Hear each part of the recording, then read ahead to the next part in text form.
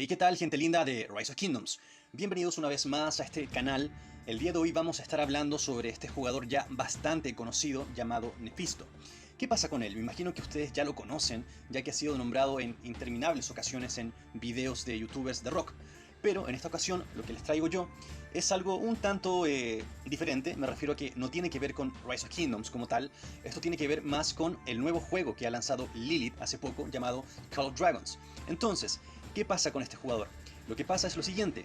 Estuve percatándome de que este jugador creó una cuenta en ese juego y está jugando de forma activa también allí. Y ya tiene 100 millones de poder, como pueden ver en esta imagen.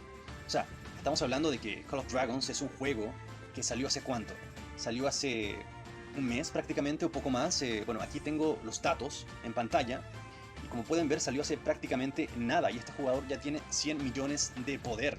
No sé cómo será el sistema para crecer en este juego, Call of Dragons, pero me parece igualmente una brutalidad, en el buen sentido de la palabra, lógicamente. Y bueno, como les decía, creo que es un jugador el cual gasta bastante dinero, lógicamente eso se puede ver a simple vista. No hace falta mostrar su cuenta de Rise of Kingdoms, que aquí está en pantalla. Y bueno, en este juego ya cuenta con 100 millones de poder. Actualmente se encontraría en lo que viene a ser esta alianza que estoy mostrando a continuación en pantalla. Como podemos ver, la alianza se llama La Legión, cuenta con 1100 millones de poder. Y bueno, supongo que este es un servidor nuevo, como cualquier servidor de este juego, porque es un juego nuevo. Y bueno, en esta alianza se encontraría Nefisto. Bien, ¿qué más tenemos? Tenemos más información que estuve rescatando. Por ejemplo, acá tenemos información sobre lo que es su perfil. Bien, aquí tenemos información sobre lo que viene a ser su perfil de jugador en este juego. Esta captura fue sacada antes de que llegase a los 100 millones de poder, pero para que también se hagan una idea. Por ejemplo, tenemos entre las cosas más importantes que dice unidades asesinadas, 15 millones 300. O sea, ya ha matado 15 millones 300 de tropas enemigas en este juego. Cantidad de tropas muertas, supongo que son unidades propias, 65.000, ¿no? Unidades sanadas, 505.000, y así va más o menos. Ahora tenemos también buffs o bonificaciones de combate más abajo, ¿no?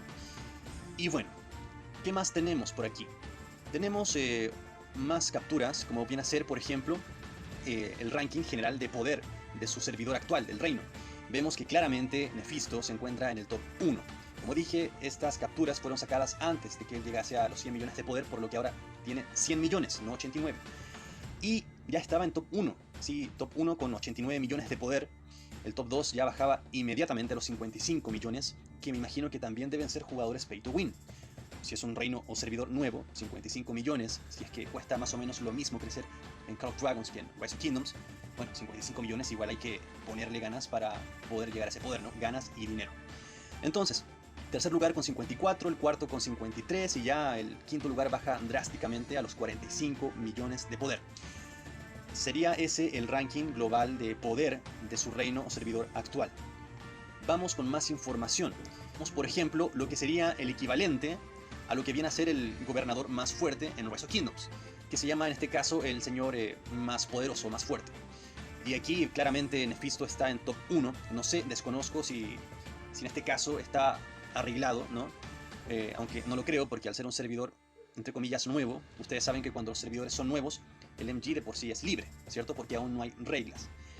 Aún así está en top 1 con 1.294.000 de lo que son puntos, y después le sigue el top 2 y el top 3, ¿cierto? Entonces el tipo está topísimo en lo que viene a ser también este juego llamado Call of Dragons. Bien, entonces eso es lo que les quería mostrar. Creo que es un jugador bastante fuerte, lógicamente, en Rise of Kingdoms, y también lo va a ser, o ya lo es directamente, en este nuevo juego, nueva plataforma de Lilith llamada Call of Dragons.